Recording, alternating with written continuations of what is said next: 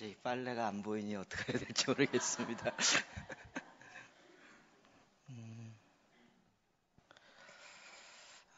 되게 그 부분에서 여자분들 되게 좋아하시는 것 같아요. 은혜를 막 받으시는 것 같습니다. 남자분들은 아무도 아멘을 안 하시는 걸 보면서 위기감을 좀 느끼는 것 같습니다. 하나님의 일하심이 참 놀랍고 크십니다. 오늘 말씀 창세기 18장 17절에서 23절까지 말씀 같이 보겠습니다. 시작. 여호와께서 이르시되 내가 하려는 것을 아브라함에게 숨기겠느냐. 아브라함은 강대한 나라가 되고 천하 만민은 그로 말미암아 복을 받게 될 것이 아니냐. 내가 그로 그 자식과 권속에게 명하여 여호와의 도를 지켜 의의 공도를 행하게 하려고 그를 택하였나니 이는 나 여호와가 아브라함에게 대한 말을 이루려 함이라. 여호와께서 또 이르시되 소돔과 고모라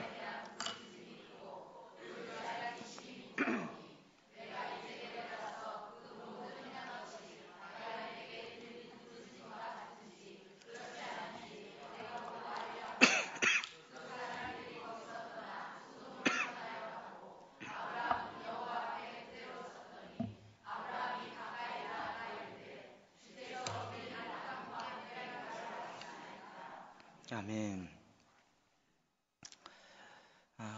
교회를 조금 다니시는 분들은 성경을 읽어야 한다는 것을 쉽게 압니다.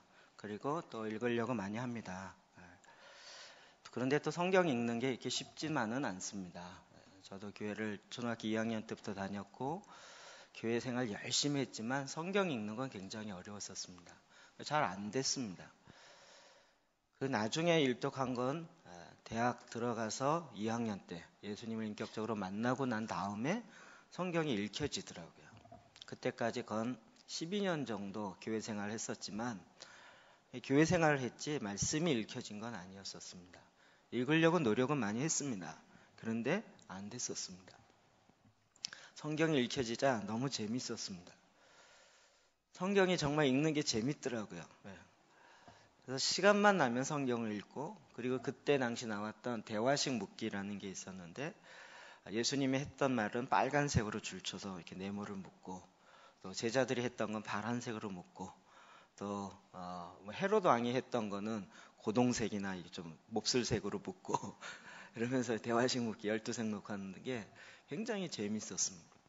그러다 보니 나중에 성경 읽은 태가 확실히 나더라고요. 쫙 걷느냐 안 걷느냐에 따라서 성경을 읽었는지 안 읽었는지 눈에 확 띄니까 그 다음부터는 눈에 띄게 하기 위해서 줄을 치기 시작했었습니다. 그리고 여기까지 내가 줄을 쳤다. 그 다음도 내가 다 치리라 라는 목표를 세워놓고 그 다음부터는 성경에 읽는 내용을 읽는 게 아니라 예수님이 하신 말씀이 어디서부터 어디까지지 찾으면서 거기를 이렇게 줄치기 위해서 성경을 읽었었던 것 같습니다. 그리고 나서 이제 큐티에 대해서 좀 배우게 되면서 큐티 말씀을 갖고 좀 하는데 쉽진 않았습니다. 그리고 저의 경우는 큐티가 이렇게 제 마음속에 이렇게 콱 이거구나라고 쉽게 다가오진 않았습니다. 제가 한때는 뭐 큐티 강의도 하고 훈련도 시키고 이런 것들 참 많이 했지만 또 그게 옳다라고 생각했었고, 그러나 지금 와서 보면 무엇이 좀 부족했는지를 알게 되어집니다. 요즘에 다시 이제 기도 재단이라는 것을 알게 되어지면서 말씀을 가지고 기도하는, 정말 기도가 이렇게 쉽다라는 것이 너무 이렇게 한스럽다는 표현은 좀 이상하고, 진작 이렇게 했으면 지금 건 30년, 40년 이렇게 해왔으면 성경의 도사가 됐었을 텐데, 이제 말씀 한 구절 한 구절을 다시 읽으면서 말씀이 있는 그 이야기들이 나의 이야기처럼 들려오는 것을 이제 저도 경험하게 되었습니다. 전에는 성경을 공부하고 뭐 연구하고 이래가면서 막 한창 해야 조금 될까 말까 했던 것들이 이제는 성경을 읽으면서 너무나도 쉽게 이게 나의 이야기구나. 오늘 우리가 이번 주에 읽었던 아브라함의 창세기 12장부터 24장까지의 말씀을 쭉 보면서도 전에는 이게 아브라함의 이야기였고 성경에 나오는 이야기였고 그 중에 나오는 여러 가지 신학적 중요한 주제들, 뭐 언약이라든지 이런 것들을 알려주기 위한 하나의 스토리였다라고 생각되었는데, 이제는 그 말씀 한 구절 한 구절이 이게 아브라함 이야기가 아니라 나의 이야기라는 것을 알게 됐습니다. 아브라함을 선택하는 것은 그것이 아브라함만 선택하고자 함이 아니었고 하나님이 나를 선택하고자 하는 그 모든 것의 모델이요 샘플이었습니다. 아브라함이 했던 그 많은 일들은 그냥 아브라함이 그렇게 살았나 보다라고 이야기하는 것이 아니라 하나님이 내가 오늘 어떻게 살아야 하는지를 정확하게 아브라함을 통해서 알려주고자 하는 하나님의 이야기였습니다. 우리가 아브라함을 불렀을 때 창세기 22장에 그 75세에 부릅니다. 그리고 나서 그가 하나님 주시는 약속대로 이삭을 낳을 때가 100세였습니다. 이 앞부분에 보면 25년 동안 아브라함의 생애가 나이를 중심으로 이야기하고 있습니다. 여러분 25년 동안 아브라함이 그 성경에 나오는 그 사건밖에 없었을까요? 제가 어제 청년들에게 물었습니다. 그제군요. 25살 되는 사람 25살 우리 반전자매 25인가요? 25년 살았습니다. 25년 동안 있었던 얘기를 말한다면 몇 분 필요하시겠습니까? 아브라함처럼 이렇게 성경 한 12장으로 끝낼 만할 수 있겠습니까? 그렇게 비록 젊지만 그동안 살아왔던 이야기를 하기 시작하면 밤새 이야기해도 부족한 시간이에요. 그런데 딱 그렇게 한 10장 정도만 기록했다는 것은 그 중에서 아주 특별하고 아주 의미 있고 아주 생생한 그 얘기만 딱 추려서 몇 가지만 기록한 것이죠. 그럴 때에는 그렇게 그것을 그 사건을 딱 구별해서 추려서 기록하게 낸 이유가 있겠죠. 목적이 있겠죠. 그냥 그랬더라라는 옛날 이야기처럼 그냥 지나가는 이야기를 기록하려고 한 것이 아니라 하나님이 특별히 이것을 모세를 통하여 이스라엘 백성에게 500년이 지난 다음에 모세 오경에 기록되어지면서 이 말씀을 들려줄 때는 더 그 한 사건이 바로 의미 있는 사건으로 우리에게 다가오는 것입니다. 그래서 이것이 나의 이야기를 읽기 시작하니까 정말 이 성경에 있는 말씀은 다 나의 이야기예요. 찬송가에 있는 것처럼 This is my story, this is my song. 이것은 나의 간증이요. 여러분 아브라함을 택하는 것은 갈라디아서 3장에 보면 동일한 믿음으로 말미암아 우리도 하나님의 아브라함의 자손이에요.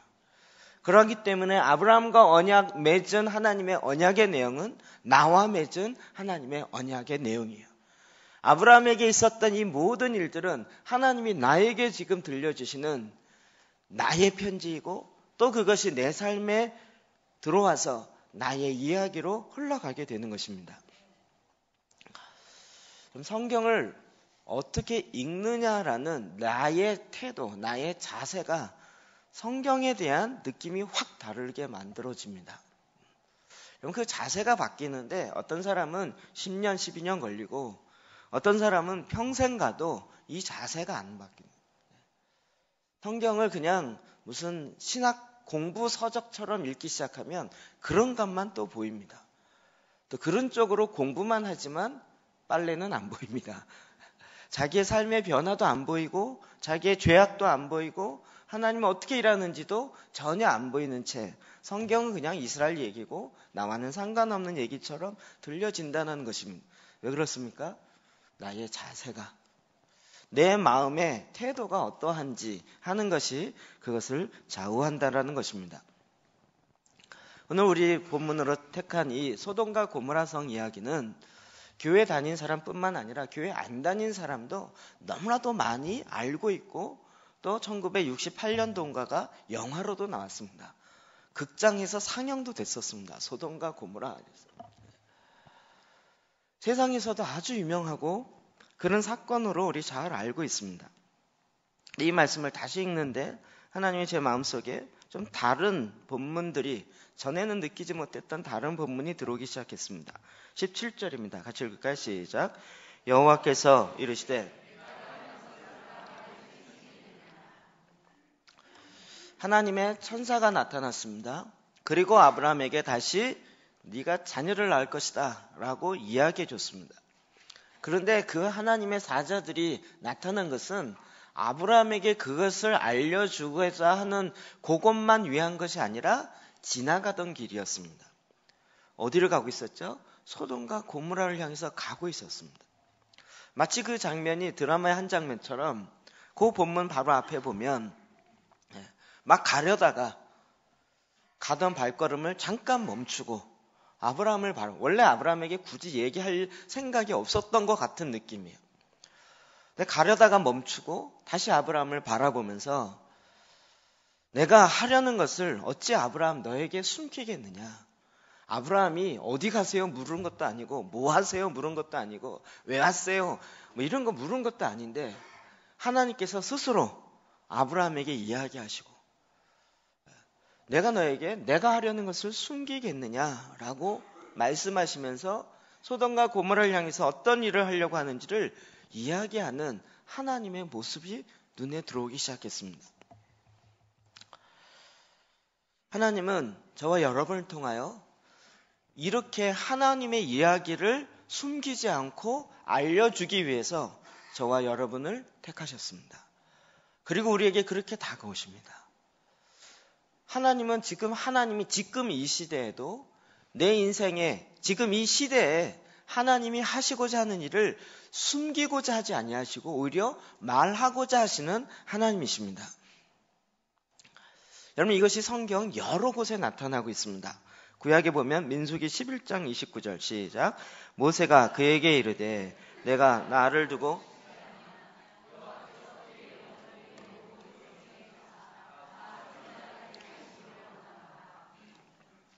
여호수아가 하나님의 성령이 70인 장로 가운데 임하는 이 사건입니다.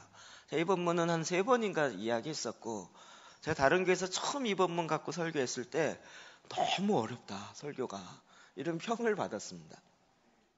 결론은 뭐예요? 그의 모든 백성에게 하나님의 영을 주셔서 다 선지자 되게 하시기를 원하는 것이 하나님의 뜻입니다. 선지자들만 선지자가 아니라 모든 백성들이 다 하나님의 뜻을 아는 선지자, 먼저 아는 자가 되기를 원하는 것은 하나님의 뜻입니다. 70인 장로가 장막 앞으로 나오라 그랬는데 2명이 나오지 않았어요. 근데 그들이 장막 안에서 예언하기 시작했습니다. 이걸 보고 여호수아가 달려와서 모세에게 저들은 예언하지 못하게 하십시오. 그랬더니 모세가 했던 이야기입니다. 여러분 신약도 아니고 구약입니다. 구약에 이미 하나님은 하나님의 영을 그 모든 백성에게 70인 장로에게 뿐만 아니라 이곳에 있는 남자만 60만 모든 200만 이상 되어지는 모든 사람에게 다 나의 영을 부어서 그들이 다 선지자 되기를 원하노라. 이게 하나님의 뜻이다 라고 오히려 여호수아를 향해서 책망하였습니다. 이 구약부터 하나님은 이런 뜻을 갖고 있습니다. 신약의 사도행전 2장의 오순절날 주의 성령이 임하심으로 그들이 방언하고 예언하고 그때부터 시작된 것이 아니라 하나님은 창세 전부터 이런 뜻을 갖고 계셨습니다. 하나님은 하나님의 뜻을 막 감춰놓고 알려주지 않고 막 정말 막 이렇게 열심히 봉사하고 막 헌금도 많이 하고 이런 사람에게 야 너는 귀여우니까 내가 알려줄게 이런 하나님이 아니십니다. 하나님은 하나님이 하시고자 하는 일을 숨기시는 하나님이 아니시고 오히려 알려주길 원하시고 그의 영을 부어서 모든 주의 백성들이 다 하나님이 무엇을 하길 원하시는지를 먼저 아는 선지자적 사명을 다 감당하기를 원하시는 것입니다.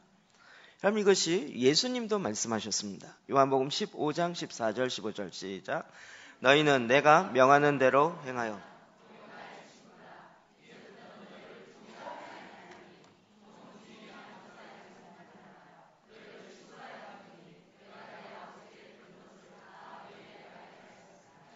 아멘. 우리 이 본문 잘 알지만 적용하기 참 민망스럽죠. 예수님이 친히 우리를 향해서 종이를 하지 아니하고 친구라 그랬다는 거예요. 친구 그러면 우리 떠오르는 영화 있죠. 우리 친구 아닌가 하면서. 근데 예수님이 우리를 향해서, 나를 향해서 친구라는 거예요. 나의 친구 되시는 예수님. 그러면서 종과 이 비유를 이야기합니다. 여러분, 여기서 이야기하는 종과 친구의 차이를 이야기할 때 의미가 다르죠. 우리가 하나님의 종입니다. 이 얘기는 하나님이 말씀하시고 시키는 것을 따라하는 자입니다. 이런 뜻에서 하는 것이고, 여기서 종이란 얘기는 노예를 얘기하는 거죠. 그 노예는 주인이 시킬 때 왜 시키는지 몰라요.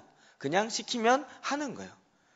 노예가 주인이 시켰는데 이거 왜 해야 되는지 이렇게 물으면 어떤 일이 있을 것 같습니까?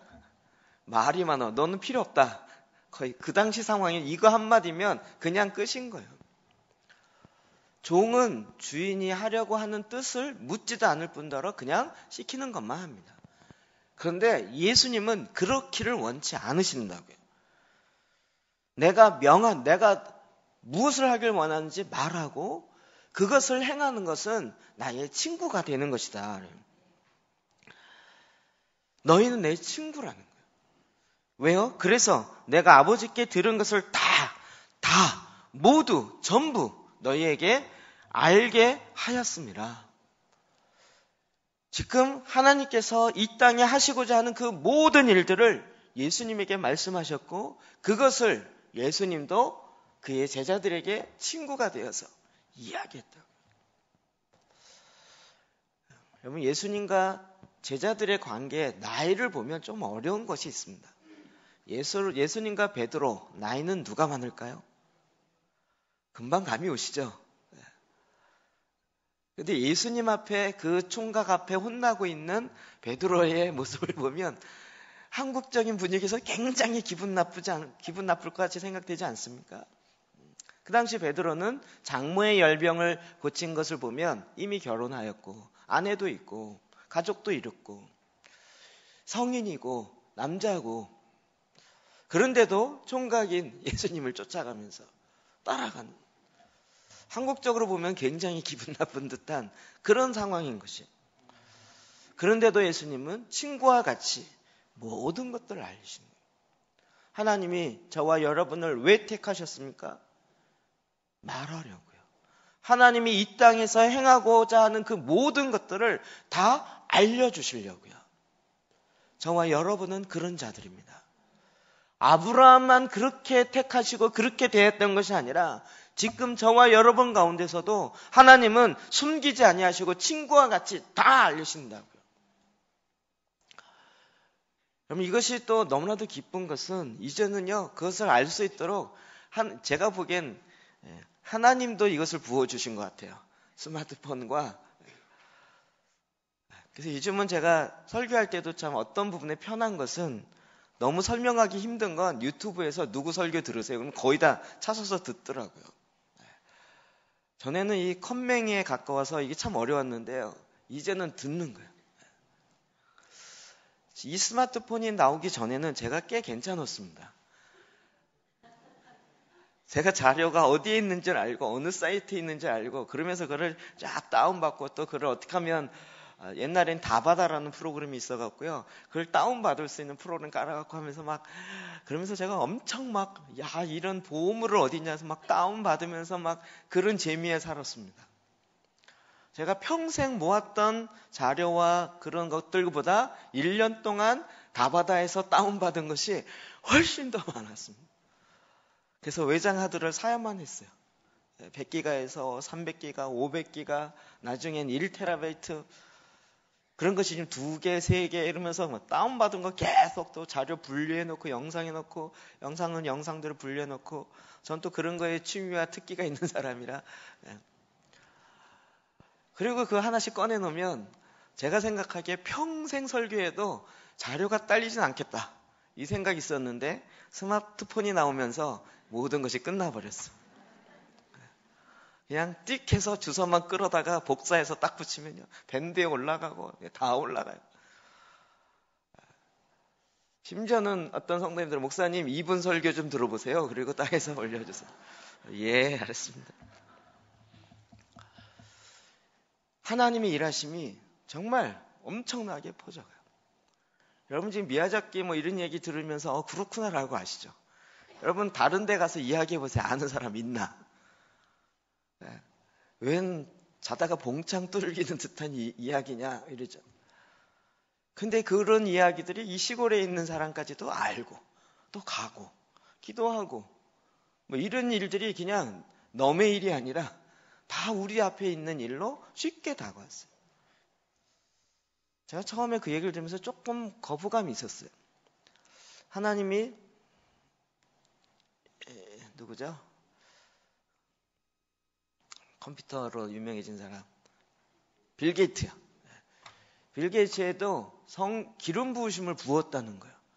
제가 알기로는 안 믿는 사람을 알고 있는데 뭘 부었으면 이쪽 영역에 필요한 기름을 부었다는 거예요. 그래서 그쪽 일을 엄청 발전시킬 수 있도록 하나님이 했다는 거예요. 아니 성령의 기름 부으심이 그렇게도 사용되나? 아니 예수 안 믿는 일반 그런 영역, 정치, 경제 이런 영역에도 사용되어지나? 그런데 보니까 사용되더라고요.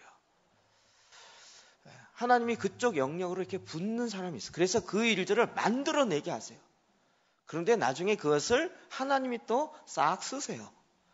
애굽의 보화와 같이 모아놓긴 이쪽에서 진탕 모아놨는데 나중에 쓰는 건 하나님의 자녀들이 싹 갖다가 쓰는 일들이 성경에 보면 왕왕 있어요.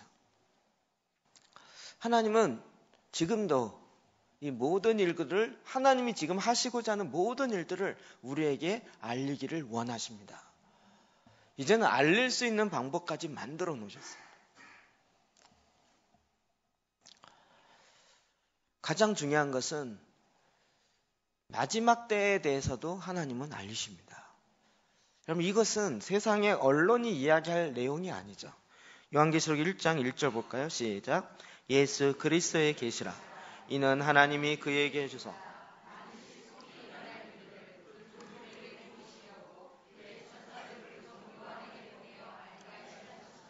아멘. 하나님의 계시라.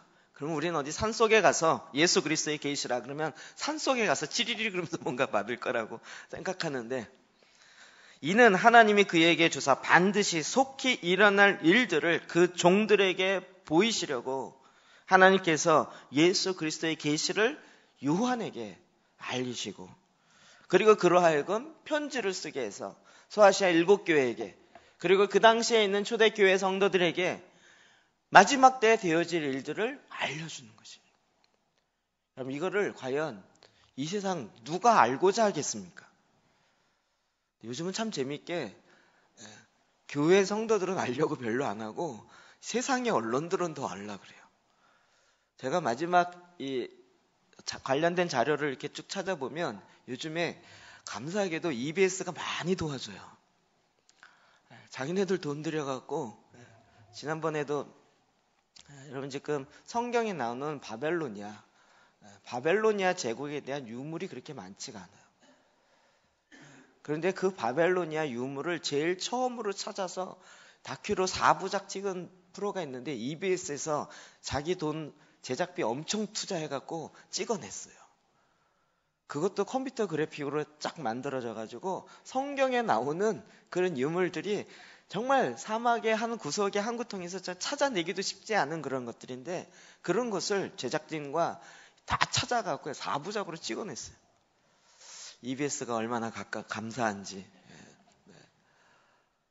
그러면서 막 드러내는 거예요. 그것도 막 유물이 많이 그게 훼손되고 그랬으니까 컴퓨터 그래픽으로 이것이 완성됐을 때 모습이 어떤지 쫙 얘기하면서 성경에 있는 내용에 근거를 해서 쫙 만드는 거예요.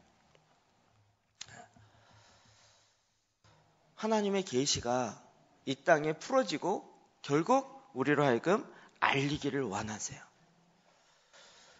하나님이 지금도 저와 여러분을 통해서 이렇게 알리기를 원하십니다. 우리는 자꾸 지난번 전 데이비드 차가 했던 이야기가 농담이지만 그러나 그 마음이 굉장히 재미있게 다가와요.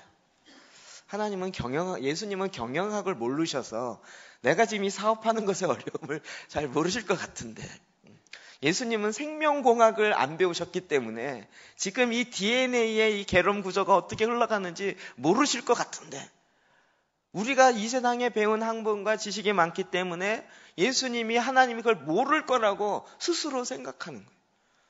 아니, 천지를 창조하신 하나님께서 그걸 모르겠습니까? 경영을 모르겠습니까? 제가 지난주에 방주 이야기했죠. 시간이 없어서 얘기 못했는데요. 그 방주의 길이가 130m, 높이가 16m, 폭이 23m. 그럼 이게 어떤 사이즈인지 아십니까? 배가 가장 안전하게 배의 길이와 폭과 높이를 비율해주는 황금 비율이 딱 그 사이즈입니다. 그걸 실제로 조사를 다 했어요. 그래서 배 사이즈, 황금 비율 130대 23대 16. 그래서 지금의 배 사이즈가 정사각형은 안 나오고 다 길쭉하게 나오면서 그 비율대로 나오는 거예요. 그게 방주의 비율에 지금 우린 전 세계적인 조선 사업이 그 배의 비율을 찾아낸 게 방주로부터 나와요. 하나님께서 조선 사업, 배를 만드는 사업을 모르셔서 어쩌다가 그냥 그렇게 130m, 23m, 16m 이렇게 만들어라 한 것이 아니라 1년 동안 물 위에 떠 있어야 하는데, 그럴 때 가장 높은 파도도 견딜 수 있고, 그리고 흔들리지 아니하고 배멀림이 하지 않으면서도 살 수 있는 그 정확한 사이즈를 알려주신 거예요. 그리고 나서 그 정도 사이즈의 배를 만든 게 1860년이라고요. 3500년이 지나서야 그 정도 배를 만들 수 있는 게 사람의 기술이 되었다고. 하나님께서 모든 것들을 전지전능하신 하나님께서 알고 계시고 행하실 수 있을 뿐만 아니라 그것을 친구와 같은 저와 여러분에게 알리기를 원하신다고요. 여러분 듣고 싶습니까? 여러분도 알고 싶습니까? 제가 기도재단을 하면서 약 올리기 딱 좋았어요. 알기 싫으면 관두세요. 저는 알고 싶습니다. 말씀 속에 나와 있는 그 센치까지도 정확하게 기록하시고, 그 재질과 그 모든 자료와 이 모든 것까지도 정확하게 이루어 가시는 하나님의 지혜가, 하나님의 계시가 정말 성경 안에 알알이 들어가 있어요. 그 모든 비밀들을 우리가 말씀 속에서 찾아내기 시작하는 거예요. 근데 더 감사한 것은 예수님께서 우리를 친구래요. 이걸 다 알리길 원하신다는 거예요. 여러분, 예수님을 친구로 삼으시길 주의 이름으로 축원합니다. 친구를 제발 좀 만나주시기를 주의 이름으로 축원합니다. 알려주시고 나눠주기를 그렇게 원하는 그 예수님의 소원을 여러분 좀 기쁨으로 만족시켜드리기를 주의 이름으로 축복합니다. 주님이 알지 못해서 말씀하지 않는 것이 아니라 우리가 듣지 않기 때문에, 아니면 구하여도 두 마음을 품고 구하기 때문에. 성경은 정말 얼마나 알리기 원하셨으면 이렇게 두껍게 기록하시고 우리에게 말씀해 주셨겠냐고요. 알아야 할 내용이 많은 것이 아니라 우리에게 알리고 싶은 주님의 사인이 너무나도 크고 놀라운 것이죠. 하나님 이런 하나님이세요. 우리가 기도 제단 가운데 나아갈 때요, 그런 하나님을 만나기 시작하는 거예요. 그 하나님이 정확하게 우리에게 지시하더라고요. 어떨 때는 왼쪽 오른쪽까지도 지시할 때가 있어요. 기독교 무당은 아니지만 우리가 하나님 앞에 정말 진실함으로 나아가서 그 인도하심을 구할 때 주님이 정확하게 그런 것들을 우리에게 알려주시기를 원하십니다. 그럼 이것 때문에 아브라함을 택하였다고요. 18절 29절 시작. 아브라함은 강대한 나라가 되고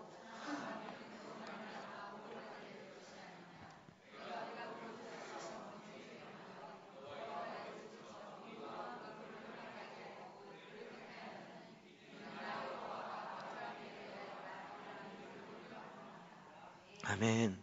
아멘. 아브라함을 왜 택했다고요? 강대한 나라가 되고 천하 만민은 그로 말미암아 복을 받게 될 것이 아니냐. 12장에는 복의 근원이 될지라 아브라함을 축복하는 자에게 축복이 임하고 아브라함을 저주하는 자에게 저주가 임하게 하는 복의 근원으로 택하였다고요. 이 얘기는 꼭 무슨 얘기예요? 나도 하나님께서 복의 근원으로 택하였다고요. 제가 잘하는 게 없지만 많지 않지만 제가 이 말씀을 들으면서 자긍심이 높아져요. 제가 막내라 자긍심이 높지 않은데 이게 높아져요. 저희 집안에서 공부 제일 못하는 사람 저였고요. 말 제일 못하는 사람은 저였고요. 인생 어떻게 살까 제일 걱정된 사람이 저였고요. 집안 자랑은 아니지만 저희 누님은 KBS 아나운서로 갔죠. 저희 형은 고대 영문과에 아주 공부 탭으로 둘 다 톱 망치하면서 막 공부 잘하면서 이렇게 갔고요. 저는 늘 중간 밑에서 비리비리 하면서 야 너는 어떻게 대학 문턱이라도 좀 가면 다행이다 뭐 이러면서요. 너는 어떻게 살래 도대체?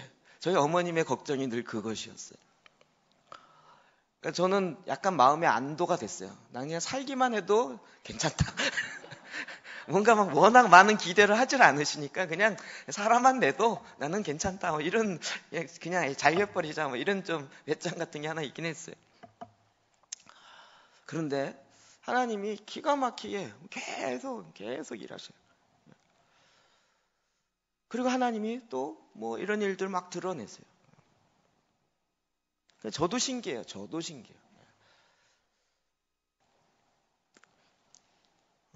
저는 개인적으로 기도가 저에게 있어서 참 제일 어려운 숙제였어요. 기도가 제일 어려운 숙제였어요. 제가 이번에 브레티브의 제사장 기도에 대한 이야기가 나가면서 지금 서열 3위에 올라간 거 아십니까? 조회수 서열 3위에 올라갔어요. 2,000건수가 이상 올라갔어요. 앞으로 더 올라갈 것 같아요. 그리고 여러분은 모르시겠지만 지금 일본, 영국, 독일, 미국 전화가 와서 책 보내달라고. 그리고 이번 주에도 몇몇 분들이 갑자기 휙 오셔갖고 방송 보고 찾아왔는데 무조건 찾아왔다고. 왔는데 한 명밖에 없어요. 제사장 기도 하시는 분이. 왔는데 2-3명 기도하고. 뭐 인원이 중요한 건 아니니까. 그러면서 이게 저도 약간 겁이 나요. 저를 하루에 3번씩 2시간씩 6시간 기도하는 목사로 알면 어떡할까. 그건 아닌데 6시간씩 기도시키는 목사이긴 하지만 하는 목사는 아닌데 이건 어떡할까. 근데 하나님 왜 이렇게 자꾸 드러내시지? 이런 생각들이. 제가 드러내려고 드러내는 것도 아닌데 하나님 왜 이렇게 하시지? 천하 만민은 너로 말미암아 복을 받게 될 것이다. 제 이름이 득진 아닙니까? 보배를 얻은 자. 전에는 저의 자존감이 낮았을 때는 제발 보배 진짜니까 보배 좀 얻는 구걸하는 자. 약간 이런 느낌이었는데 주님을 만나고 나서 인격적으로 확 바뀌고 난 다음에 나를 만나는 자는 보배를 얻게 된 자다. 라고 이렇게 뻔뻔하게 바뀌었어요. 그리고 말씀을 보니까 하나님이 나를 축복하는 자를 하나님이 축복하시겠대요. 제가 잘나서가 아니고 뭔가 유명해져서가 아니고요. 하나님이 아브라함을 택한 이유가 그거라고요. 저와 여러분이 지금 복을 구하는 자들이 아니라 복의 근원이 되어서 그 누구가 나를 축복하면 그가 축복받게 될 것이고 나를 저주하면 그가 저주받게 될 것이에요. 그의 축복과 저주에 따라서 내가 좌우되지 않아요. 나는 그냥 하나님의 앞에서 복의 근원이에요. 지금의 눈에 보이는 상태에 따라서 뭐가 달라지지 않아요. 사업이 잘 되면 하나님의 자녀인 것 같고 안 되면 자녀가 취소되는 것 같고 그렇지 않아요. 우리는 성공주의를 추구하는 것이 아니에요. 기도재단을 다 했더니 사업이 잘 되었더라 이 얘기를 하고자 하는 것이 아니라고요. 하나님 우리에게 그 친밀함으로 알리기를 원하신다. 그리고 내가 누구인지 하나님이 나를 어떻게 보는지를 알리시기를 원하신다. 그렇게 우리를 하나님께서 택하였다고요. 이건 아브라함만이 아니라고요. 저와 여러분이 다 이와 같은 존재라고요. 고린도전서 1장 27절 시작.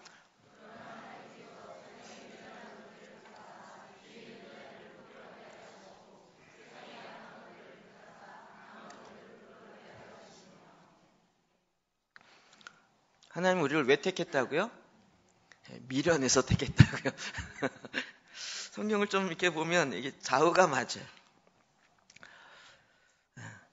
지혜 있는 자를 부끄럽게 하려고 세상에 우리를 왜 택했다고요? 약했기 때문에 택했다고요.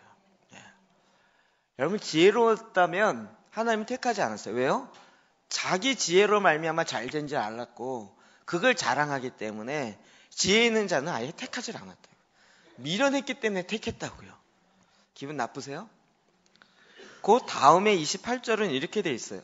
하나님께서 세상에 천한 것들과 멸시받는 것들과 없는 것들을 택하사 있는 것들을 폐하려 하시나니.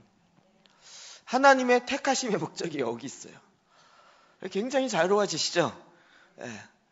우리가 천한 것이 세상에는 흉이 될지 모르지만 그리스도 안에서 이게 내가 택함의 근거가 되는 거예요. 내가 미련한 것이 오히려 하나님 앞에서는 하나님이 나를 택한, 그리고 택한 그 목적을 위해서 목적에 맞게 사용하게 되어지는 하나님의 궁극적인 부르심의 이유가 되는 것이에요.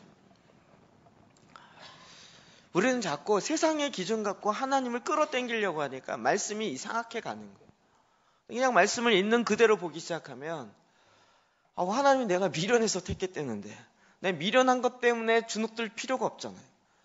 내가 천한 것 때문에 택했다는데 내가 공부 못해서 택했다는데 삼형제 중에서 가장 공부 못해서 날 택했다는데 하나님 뭐가 다르겠어요?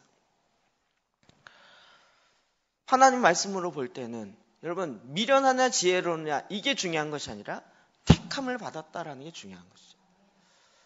아브라함을 그렇게 택하신 것처럼 저와 여러분을 하나님 또 택하셨다고요.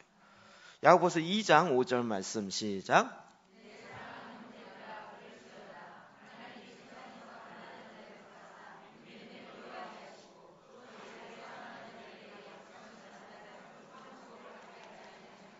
아멘. 여기서 또 나오죠. 하나님이 세상에서 가난한 자를 택하사 믿음에 부요하게 하셨어요. 말씀을 정확하게 보셔야 돼요. 가난한 자들을 택하사 돈이 많은 부자가 되게 하신 게 아니고 믿음에 부요한 자가 되게 하셨어요. 너무 돈에만 관심 갖지 마시고 믿음에 부요한 자가 되게 하셨어요. 자기를 사랑하는 자들에게 약속하신 나라를 상속받게 하는 하나님의 기업의 영광의 풍성이 무엇인지 알게 하고 하나님의 자녀이면 곧 후사 그의 기업을 물려받을 상속자가 되게 하는 하나님의 자녀가 되게 하는 것, 이것이 하나님이 나를 택한 이유라고요. 가끔 드라마에 상속자 이렇게 나오죠. 이렇게. 걔네들 다 우리랑 동급이라니까요. 걔는 이 세상에 그냥 돈이나 그런 거 상속받는 그 정도 드라마 쓰고 있지만 우리는 그런 거 같지도 않고 하나님의 나라를 받을 상속자들로 저와 여러분이 있다고요. 이게 그냥 말씀 속에 나오는 거예요. 아브라함을 통하여 강대한 나라가 되고 천하 만민이 아브라함을 통하여 나를 통하여 하나님의 나라가 강하고 이 나라 가운데 하나님의 축복이 흘러가게 하기 위해서 하나님이 택하셨다고요. 우리의 눈에 보이는 상황과 상관없이 하나님은 이렇게 우리를 택하셨다고요.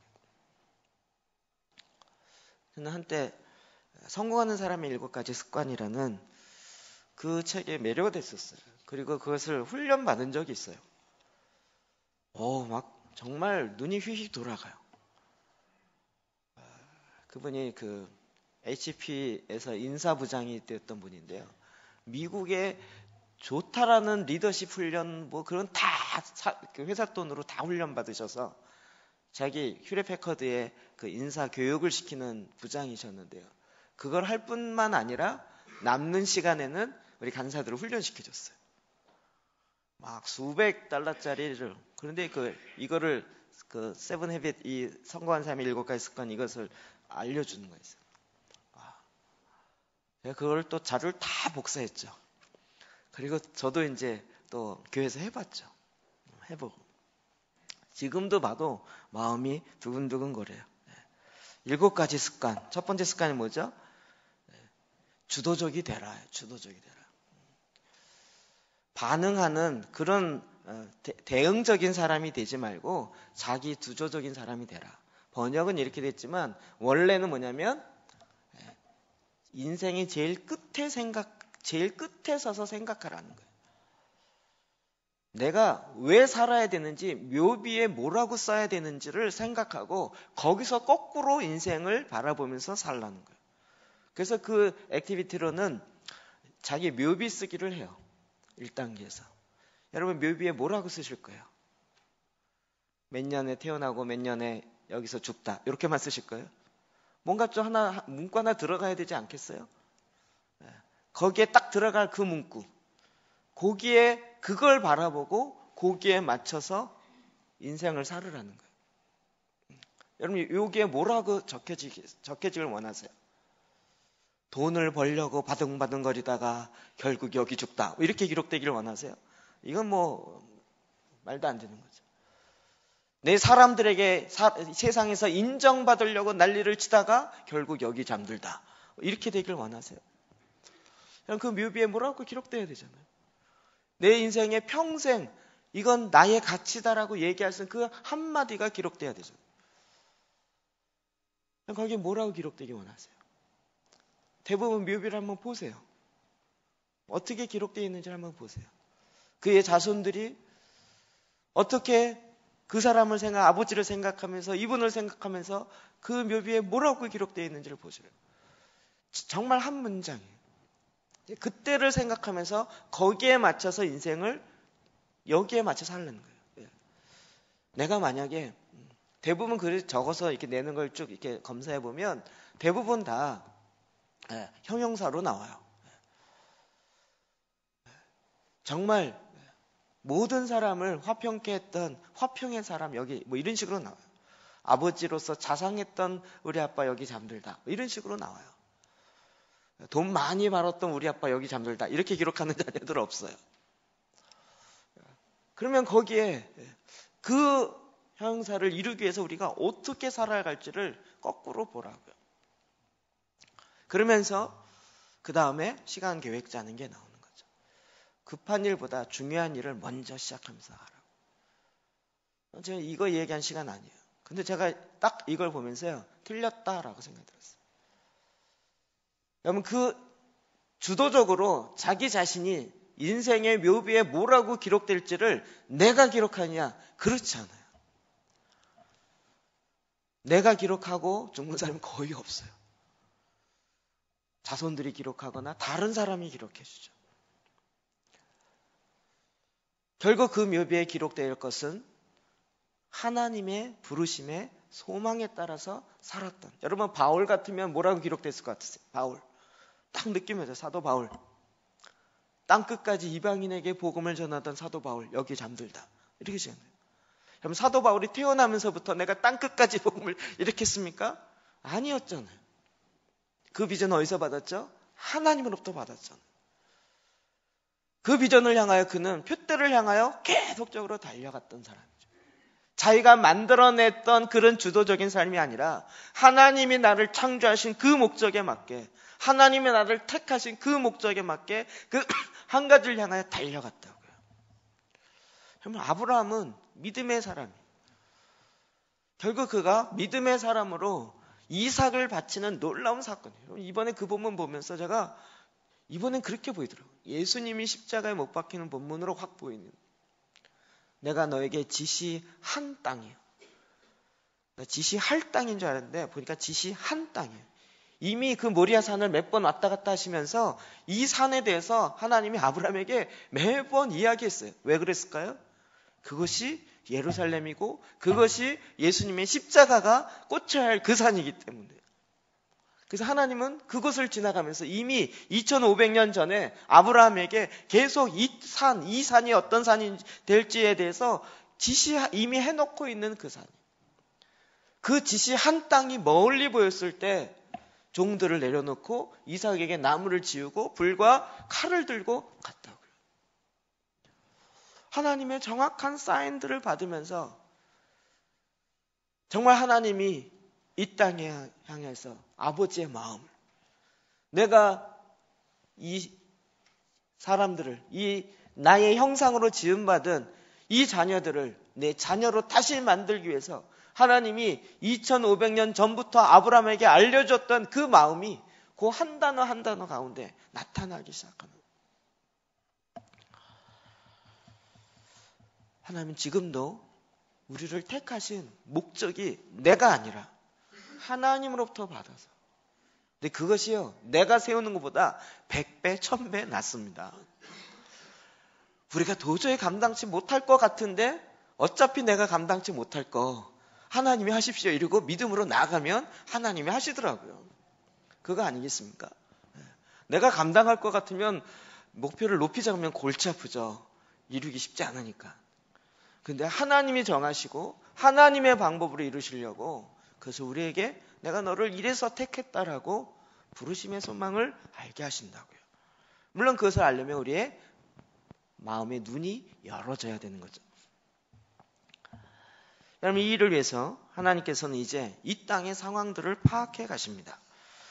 20절, 21절 시작. 여호와께서 또 이르시되 소돔과 고모라에 대한 부르짖음이 크고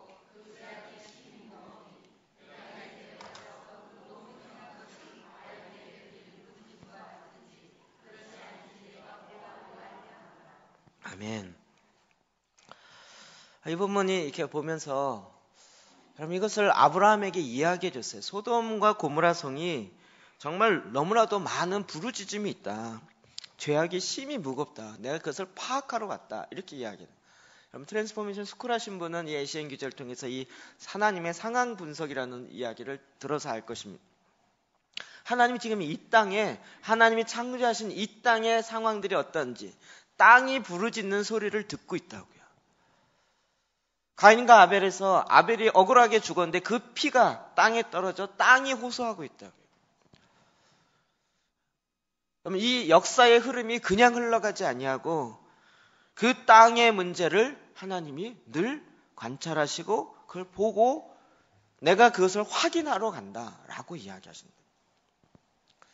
그럼 이 이야기를 확 뒤집으면 어떻게 될까? 나에게 적용하면 하나님이 지금 능곡이 어떤지, 장현지구가 어떤지를 보려고 오신다는 거예요. 그러면서 여기서 기도하고 있는 우리 성도에게 탁 지나가면서 내가 너를 축복한다 뭐 이렇게 얘기하시고 가려다 말고 내가 하려는 일을 너에게 왜 숨기겠느냐 이러면서 내가 지금 능곡 지역에 일어나는 일들을 살펴보려고 가노라 이러면서 가시는 거예요. 내가 지금 원곡동에서, 선부동에서, 안산에서 이 한국에서 일어나는 일들에 대해서 부르짖음이 내게 들리는데 내가 그 죄악의 관영함을 확인하려고 간다라고 이야기한다. 이 얘기를 왜 할까요? 아브라함에게 이 얘기를 왜 할까요? 우리는 쉽게 생각하기를 친척이 있다. 롯이 있으니까 롯을 구원하라는 그 사인인가 보다. 그런데 아브라함이 롯을 구원해달라는 이야기를 안 하죠.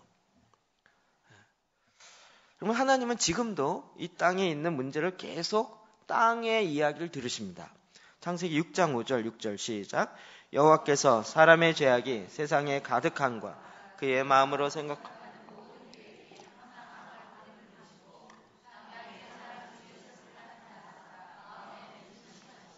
아멘.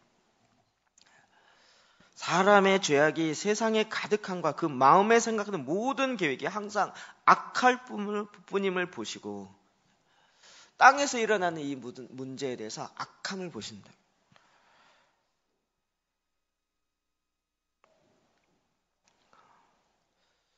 하나님이 지금도 저는 그렇다고 생각되었습니다. 저는 개인적으로 교회에 대한 부르심이 있기 때문에 교회를 하나님이 한국 교회를 바라보실 때 어떤 마음으로 바라보실까? 라고 하면 고개가 숙여질 수밖에 없고 안타까움으로 고백할 수밖에 없어요. 하나님이 저는 교회 크게 짓는 것을 나쁘다 좋다 이렇게 얘기하는 것은 아닙니다.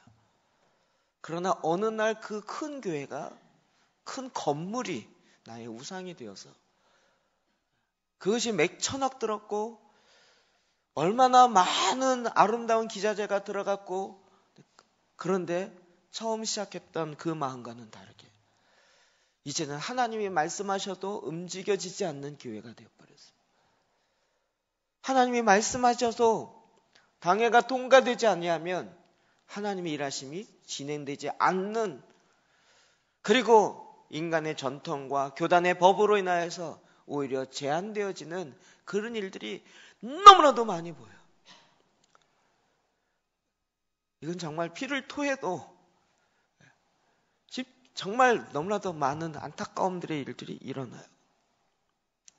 이로 말미암아 하나님이 보러 오신다고요. 우리가 잘 아는 출애굽 사건도 마찬가지입니다. 이건 사실 좀 반대예요. 출애굽기 3장 7절 8절 봅시다. 시작. 여호와께서 이르시되 내가 애굽에 있는 내 백성의 교통을 분명히 보고 그들이 그들의 감독자로 말미암아 부르짖음을 듣고 그 근심을 알고 내가 내려가서 그들을 애굽인의 손에서 건져내고 그들을 그 땅에서 인도하여 아름답고 광대한 땅, 젖과 꿀이 흐르는 땅, 곧 가나안 족속 지방에 내려가려 하노라. 아멘. 이스라엘 백성이 애굽의 노예로 있을 때 그 노예로 있는 이스라엘 백성의 부르짖음을 하나님이 들으시고 상황 파악하러 내려오신다고요. 저는 거꾸로 생각했어요. 지금 한국 사람은 다 거꾸로 생각해요. 북한이 불쌍해서 통일해야 된다라고 생각하는데 가만히 보니까 그게 아니에요. 그 가운데 지하교회에서 목숨을 내놓고 기도했던 그들의 기도에 하나님이 응답해야 되지 않으시겠습니까? 69년 동안 부르짖으며 목숨 내놓고 기도했던 그들의 기도에 하나님이 응답하셔야 되지 않겠습니까? 우리가 무슨 경제 대박이니 소박이니 이야기하면서 내 어떤 주머니에 이익이 되냐 안 되냐 이 차원의 통일의 이야기가 아니고 하나님이 그들 가운데 부르짖는 그 기도에 응답하셔야 되지 않겠냐고요. 여기에 우리의 이해득실이 무슨 관계가 있겠냐고요. 우린 여기서 뭐 흡수통일이니 뭐 적화통일이니 무슨 평화토리 난리를 치지만 그것과 상관없이 하나님은 하나님의 이야기를 하나님의 방법으로 이 땅의 문제를 들으시고 이루어 가신다고요. 우리 모두의 상황도 마찬가지죠. 하나님이 지금 이 땅에 우리 인생의 상황들을 살피러 오신다고요. 그리고 불꽃 같은 눈으로 지금 바라보신다고요. 자, 이 이야기를 들은 아브라함의 반응이 좀 놀랍습니다. 22절, 23절 시작. 그 사람들이 거기서 떠나 소돔으로 향하여 가고 아브라함은 여호와 앞에 그대로 섰더니 아브라함이 가까이 나아가 이르되 주께서 의인을 악인과 함께 멸하려 하시나이까. 아멘. 그 사람들, 소돔과 고모라 성을 멸망시키려고 했던 그 하나님의 사자들은 가고 아브라함은 여호와 앞에서 머물러요. 그러면서 하나님 앞에 대화하며 기도하며 씨름하기 시작해요. 이 부분 제가 워낙 많이 이야기해요. 6번이나 이야기해요. 의인 50명만 있으면 어떻게 의인과 악인을 함께 멸하시겠나이까. 여러분 이건 합당하지 않지 않습니까? 하나님 처음엔 따져요. 그러다가 하나님이 그래 50명만 있어도 내가 들어주겠다 그랬더니 갑자기 5명 부족하면 어떡하지? 주님 아래였기 황성하지만 45명 그래 40명 30명 내려가서는 주여 분내지 마옵소서. 마지막 10명으로 내려갈 때 내가 한 번만 더 구하리다 이러면서 우리 같으면 어떻게 구하겠어요? 하나님 롯 구해주세요. 우리의 친척 구해주세요. 이렇게 했을지 모르겠는데 아브라함은 그게 아니에요. 왜요? 하나님이 아브라함을 창조한 목적이 무엇인지 그의 삶 가운데 배워지기 시작하는 거잖아요. 하나님은 아브라함을 통해서도 소돔과 고모라 성이 다시 회복되어지길 원하세요. 왜요? 그를 축복하는 자가 축복받도록 되어 있기 때문에요.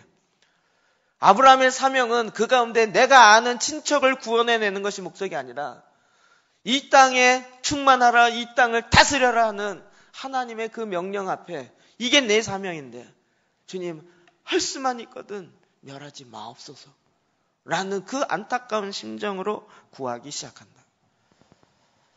아브라함이 이렇기 때문에 제가 보니까 인터넷에 난리예요. 한국 사회에 지금 보수와 종교와 이 종교계의 이 싸움으로 자꾸 언론이 보도하고 있지만 사실은 동성애 문제로 난리예요. 저도 일주일 되면 하루에 몇 통씩 문자가 와요. 목사님, 동성애자 주례를 하시겠습니까? 거의 협박성에 가까운 이게 와요.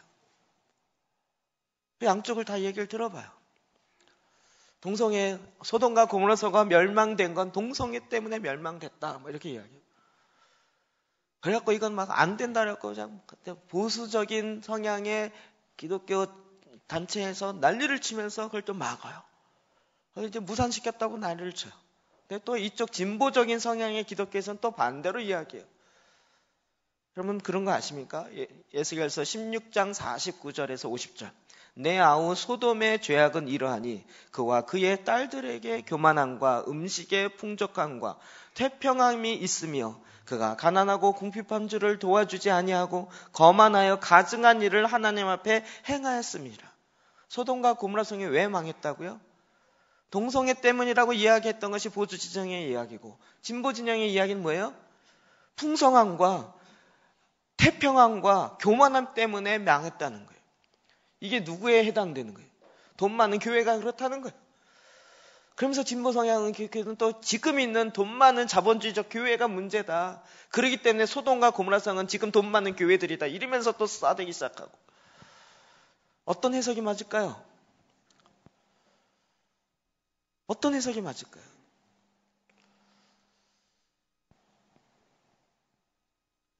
그렇죠? 하나님은 뭘 원하실까요?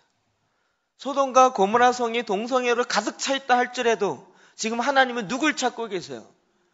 제사장을 찾고 있다고요. 그를 위해서 기도하고 하나님 의인 10명만 있어도 하나님 이 성을 멸하지 말아 주십시오라고 기도하는 그런 자를 찾고 있다고요. 이게 소수 인권의 문제, 물론 그 주위에 많은 문제 있어요. 자, 이번에도 안산시 기독교연합회 총회가 있어서 목사님들 모임에 갔어요. 몇몇 이야기가 또 들렸어요. 세월호 사건을 있었던 그 유가족들, 아직 시신을 못 찾은 그 유가족들, 아직도 화랑유원지에 저기 있어요. 이제는 묻는데요. 목사님, 우리 어떻게 할까요? 그들도 지쳤어요. 그들이 묻어요. 우리 어떻게 할까요? 목사님들에게 묻는 거예요. 여러분, 정말 그로 인해서 여러 가지 일이 있었어요. 근데 제 마음속에는요, 그래서 그 책임자를 처벌하자라고 이야기하는 측과 이 정도 보상 있으면 됐지 그만하자라고 이야기하는 측과 그걸 떠나서 하나님은 뭘 원하실까요? 하나님 지금 이 사건을 통해서 나에게 주고자 하는 메시지는 뭘까요? 이 땅을 축복하고 이 땅을 다스리고 이 땅에 하나님의 뜻을 펼쳐야 하는 제사장 된 저와 여러분을 향한 하나님의 뜻은 무엇일까요? 제사장 된 저와 여러분이 무슨 일을 해야 될까요? 누가 옳으냐 그르냐 이 차원의 이야기가 아니라 어느 성향에 맞느냐 이 차원의 이야기가 아니라 하나님은 이 사인을 왜 우리에게 주었을까요? 제가 오늘 하려다가 못했지만요. 국민일보 신문 기사 중에 하나가 나왔어요. 한국교회 주일학교 50% 이상이 지금 없어요. 교회가 지금 5만 개 교회 있다는데 그 중에 50%가 주일학교가 없어요. 주일학교 학생이 없어요. 아이들이 없고요. 그래서 그러면 인구가 줄어들었기 때문에 그런 건가요? 그것만이 아니죠. 다음 세대를 향한 하나님의 뜻이 무엇인지 다음 세대를 향해서 어떻게 이야기했는지를 정확하게 보여주잖아요. 너희들이 안전하다 여기 있어라 했지만 결국 다 죽였잖아요. 누가 죽였는지 모르겠어요. 그러나 그들뿐만이겠습니까? 너는 성공해야 된다, 너는 안전해야 된다라고 여기가 좋다, 앉아 여기 있어라라고 계속 이야기했다가 결국 자녀들이 어디를 향해서 자녀들을 향한 하나님의 일하심과 하나님의 역사하심이 무엇인지 묻지도 않고 알지도 않고 그냥 내 자녀 하다가 손도 못 쓰고 지금 여기까지 와야 되는 거예요.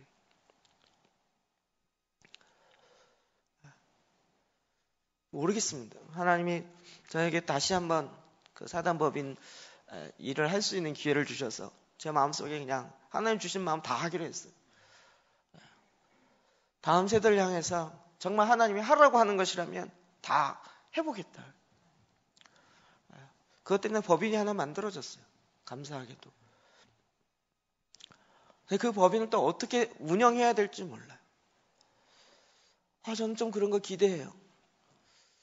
하나님이 이 사건을 통하여 우리 가운데 이런 말씀을 주셨습니다라고 목사님들 모임에서 이야기가 하고 우리 그걸 위해서 기도하고 그러면서 하나님의 뜻을 같이 이런 것들을 펼쳐갑시다라고 이야기하는 그런 말이 조금이라도 들었으면 좋겠다. 근데 그런 기도 모임과 그런 모임과 회의에 아무리 가도 그런 얘기는 전혀 안 나와요. 돈을 어떻게 걷느냐, 이 돈은 어떻게 쓰느냐, 다 관심은 돈이에요. 이것 때문에 돈이 모였는데 그 돈은 누가 쓸 거냐? 이게 오기 혈기처럼 나타내서 돈 없이 사역하는 것들 한번 해야겠다. 이 생각이 막 드는 거예요. 하나님 지금 정확하게요. 한국 사회를 향해서 다음 세대를 향한 그러면 다음 세대는 다음 세대가 책임지지 않아요. 다음 세대는 자기네 보고 다음 세대라고 얘기 안 해요. 우리 세대라 그러죠. 다음 세대를 향한 그 꿈과 비전은 우리 지금 기성세대가 받아야 되는 거예요. 우리가 그 하나님의 뜻이 무엇인지 알아서 그 하나님의 뜻을 펼쳐가기 시작해야 되는 거라고. 지금도 하나님은 이렇게 아브라함처럼 자기가 있었던 땅도 아니고 멸망받아야 합당한 그런 땅, 소돔과 고모라 땅을 향하여 중보하며 하나님 앞에 나아가 6번씩 하나님 여호와여 노하지 마옵소서라고 하며 기도하며 하나님 앞에 나아가고 있는 거예요. 에스겔 22장 29절부터 31절 보면 하나님께서 그것들을 다시 보는 것을 우리에게 알 수 있어요. 이 땅의 백성은 포악하고 강탈을 일삼고 가난하고 공핍한 자를 압제하고 나그네를 부당하게 학대함으로 그 땅을 위하여 여러분 29절 보면 무슨 운동권의 이야기 같지 않습니까? 백성을 포악하고 강탈을 누가 그러냐? 정권이 그런다, 뭐 돈 있는 사람이 그런다 난리를 치지만 하나님은 뭐라 그러세요? 이 땅을 위하여 성을 막았으며 성 무너진 데를 막아서서 나로 인하여 멸하지 못하게 할 사람을 내가 그 가운데 찾다가 하나님 지금 누굴 찾아요? 제사장을 찾잖아요. 아브라함의 자손들을 찾잖아요. 하나님의 기업, 하나님의 나라를 받을 자들을 찾잖아요. 우리가 하나님께 축복받아서 이 땅에 잘 먹고 잘 살고 많이 쌓는 풍요로운 자가 아니라 오히려 하나님의 뜻이 무엇인지 알았어요. 그 하나님 앞에 하나님이 멸하시지 못하게 할 자를 찾는데 에스겔서에는 그 한 사람이 없어서 내가 내 분노를 그들을 위해 쏟으며 그 땅 가운데 쏟으며 그 진노의 불로 멸하여 그들 행위대로 그들을 머리에 보응하려느니라. 주 여호와의 말씀이니라. 우리가 제사장 기도하자는 이야기가 말씀 갖고 기도하자는 이야기 핵심은 그거예요. 방법은 그거예요. 사실은 그때 인터뷰할 때 김정철 감독이 저한테 물었어요. 아니 왜? 그러면 내 기도는 언제 하냐고요. 우리 자기 자신을 위해서도 기도해야 되고 사업을 위해서도 기도해야 되고 못들 위해서도 기도하고. 근데 이게 시나리오를 짜놓고 인터뷰한 게 아니어가지고 머릿속에 막 다양한 생각들이 나는데 그냥 틱틱 튀어나오는 대로 이야기하다 보니까 할 말을 못했어요. 여러분, 사업을 향한 하나님의 뜻은 성경에 있습니다. 내 인생을 향한 하나님의 뜻은 말씀 가운데 있습니다. 우리 친척을 향한 하나님의 뜻도 이미 말씀 가운데 있습니다. 우리가 구하지 않아서 하나님이 듣지 아니하시고 행하지 않는 것이 아니라 하나님의 뜻이 있는데도 불구하고 제사장들이 막아쓰지 아니하고 기도하지 아니하기 때문에 그럼 제사장이 그 말씀을 들으면 그 다음 어떻게 해요? 가야죠. 현장에 가야죠. 전쟁터 가운데 들어가야죠. 하나님이 지금 진격이다라고 말씀하셨다. 그런데 손에 칼을 들지 않고 횃불 들고 진격인 거예요. 항아리 들고 진격이고요. 어떨 때는 성가대 앞으로 세워서 노래하면서 진격이에요. 앞에는 지금 무시무시한 칼과 창과 난리를 들고 딱 진을 치고 있는데 그 앞에 노래하면서 찬양하면서 진격이래요. 하나님의 명령이 그거래요. 근데 그 말씀 앞에 듣고 나아갔더니 여호사밧처럼 하나님이 먼저 나가서 그 전쟁을 완전히 쓰르시고 하나님의 일하심을 펼치셨다고요. 좀 이것이 놀라운 제사장의 사역입니다. 계시록 1장 6절 시작. 그의 아버지 하나님을 위하여 우리를 나라와 제사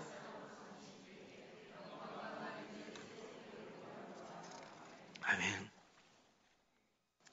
우리를 나라와 제사장 삼으신 하나님의 그 나라가 되게 하고 하나님의 기업이 되게 하고, 여러분 이게 아브라함 가운데 들어가 있어요. 여러분 모세는 500년 후에요. 제사장 이야기는 500년 후에 나와요. 놀랍게도 모세를 통해서 주었던 아론의 반차를 쫓는 혈통적 제사장보다 먼저 나오는 제사장이 있는데 아브라함 때 나와요. 멜기세덱이에요. 하나님의 제사장이라고 나와요.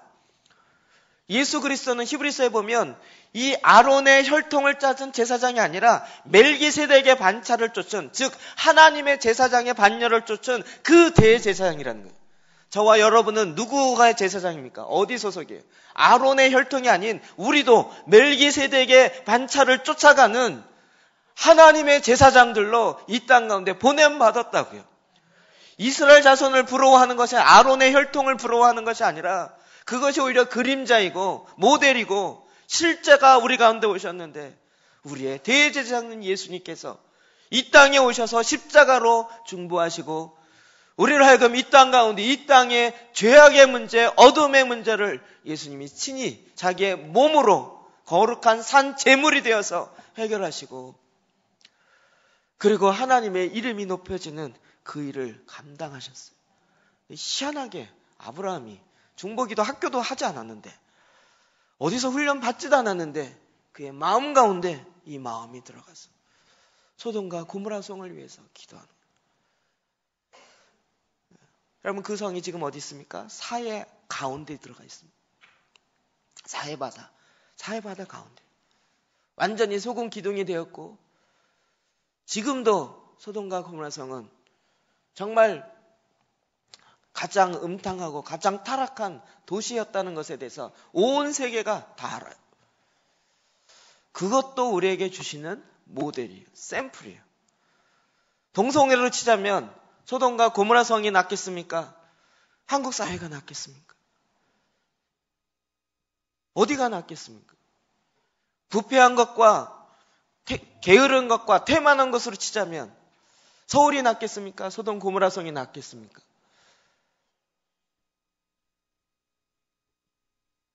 하나님은 그때나 지금이나, 사실은 지금 더하면 더했지, 다시 주님은 소돔과 고모라 성의 동성애와 그의 부로 말미암아 심판한다고 이야기하지만 결국은 제사장을 찾으시는 것입니다. 그로 인하여 멸하지 못하도록 막아설 수 있는 모세와 같이 중보하는, 주여 내가 생명책에서 내 이름을 지운다 할지라도 이 백성을 구원하여 주십시오 라고 기도하는 그 한 사람을 통하여 하나님께서 이 땅을 다스리는, 회복하는 이 일을 감당하게 하시겠다고 말씀 가운데 주신다고요. 그럼 이것이 제사장 사역이고 중보자 사역입니다. 하나님의 말씀하시면 움직이기 시작하는 거예요. 하나님의 지시사항이 떨어지면 안 될 것 같아도 믿음으로 가서 취하는 거예요. 그것을 행하는 거예요. 어떨 땐 손해 보는 거예요. 어떨 땐 내가 거룩한 낭비를 하는 거예요. 어떨 때는 오히려 세상에서 놀림받는 것 같지만 그러나 말씀 앞에 순종하여서 나아갈 때 그곳에 어둠의 세력이 물러가고 하나님의 나라가 임하는 것입니다. 저는 소돔과 고모라의 짧은 본문이지만 하나님이 나에게 하시는 말씀이구나. 아브라함이 아니고 나에게 주는 말씀이구나. 나의 이야기고 나의 스토리고요. 내가 어떻게 해야 할지를 정확하게 알려줘요. 저도 약간 그래서 가서 데모할까? 이 생각도 들고, 지금 동성애 문제로 가는 이 현장에 갈까? 이 생각도 들고, 한편에서는 또 좀 그런 것 같기도 하고, 말씀을 다시 보면서 내가 제사장을 찾는다. 내가 중보자를 찾는다.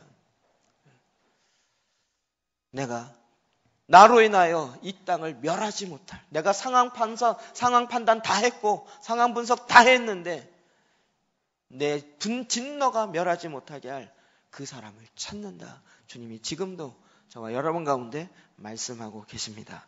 기도하시겠습니다.